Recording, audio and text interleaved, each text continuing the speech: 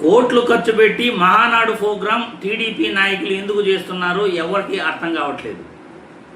జగన్మోహన్ రెడ్డిని తిట్టడానికే మహానాడు కార్యక్రమాన్ని కోట్లు పెట్టి వీళ్ళు చేస్తున్నారా, లేకపోతే పార్టీలోని సంస్థాగతంగా ఉన్న లోపాలను సవరించుకోవడానికి ఈ మహానాడు కార్యక్రమాన్ని చేస్తున్నారా, లేకపోతే లగ్జరీగా తిని ఎంజాయ్ చేయడానికి ఈ మహానాడు కార్యక్రమాన్ని చేస్తున్నారా, ఎవరికి ఇక్కడ అర్థం కావట్లేదు. మహానాడు కార్యక్రమం అంటే బ్రహ్మాండంగా ఒక మీటింగ్ పెట్టుకోవటం, భోజనాలు బ్రహ్మాండంగా చేయటం, బాగా అక్కడ జగన్మోహన్ రెడ్డిని తిట్టడం, ఇదే మెయిన్. కోట్లు ఖర్చు పెడుతున్నారు. రాష్ట్ర ఆర్థిక పరిస్థితి బాగాలేదు అంటారు, కానీ కోట్లు కోట్లు ఖర్చు పెట్టి మహానాడు చేయడానికి మాత్రం వీళ్ళ దగ్గర డబ్బులు ఉంటాయి. అక్కడ పార్టీ విరాళాలు సంపాదించడానికి మాత్రం వీళ్ళకి ఎక్కువ ఆసక్తి ఉంటుంది. అయ్యా, మీరు మహానాడు కార్యక్రమం చేసేది జగన్మోహన్ రెడ్డిని తిట్టడానికా, లేకపోతే పార్టీ ఫండ్ వసూలు చేయడానికా, లేకపోతే మీ పార్టీలోని సంస్థాగత లోపాలను సవరించుకోవడానికా? ప్రజలకు మీరు అది వివరించాలి.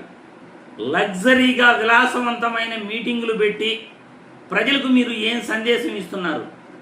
మీ పార్టీలోని లోపాలను సవరించుకుంటున్నారా, లేకపోతే ప్రజల కోసం ఏమైనా మాట్లాడుతున్నారా, ఏదైనా సంస్కరణలు తీసుకురావాలని ప్రజలకు ఏదైనా చెబుతున్నారా అంటే ఏమీ లేదు. కార్యక్రమం మొదలుపెట్టినప్పటి నుండి కార్యక్రమం అయిపోయేంత వరకు 3 రోజులు ఈ ప్రోగ్రాంలో మొదటి రోజు పూర్తయింది. మొదటి రోజు జగన్మోహన్ రెడ్డిని తిట్టడానికే ప్రతి నాయకుడు కూడా ఆసక్తి కనపరిచాడు. వైసీపీ పార్టీని నిందించడానికే ప్రతి ఒక్కరు కూడా ఆసక్తి కనపరిచారు. ఇక ప్రజల కోసం మీ మహానాడు నిర్వహించలేదు, లేకపోతే మీ పార్టీలోని లోపాలను సవరించుకోవడానికి కూడా మీరు మహానాడు కార్యక్రమం పెట్టలేదని ప్రజలకు పూర్తిగా అర్థమవుతా ఉంది. ఏదైనా ఒక కార్యక్రమం నిర్వహిస్తే ఆ రాజకీయ పార్టీ ప్రజల గురించి ఆలోచించాలి, ప్రజల కోసం మాట్లాడాలి, అభివృద్ధి కోసం మాట్లాడాలి. అది కూడా అధికార పార్టీ ఒక కార్యక్రమం నిర్వహించిందంటే మనం ఇంకా ప్రజలకు ఎంత మంచి చేయాలి, ప్రజలకు ఏం చేస్తే బాగుంటుంది అని చర్చించాలి. పార్టీ కార్యకర్తల నుండి సలహాలు తీసుకోవాలి. కానీ ఎక్కడా కూడా చంద్రబాబు నాయుడు ఆ పని చేయట్లేదు. చిన్న కార్యకర్త దగ్గర నుండి పెద్ద నాయకుడు వరకు కూడా జగన్మోహన్ రెడ్డిని తిట్టడమే.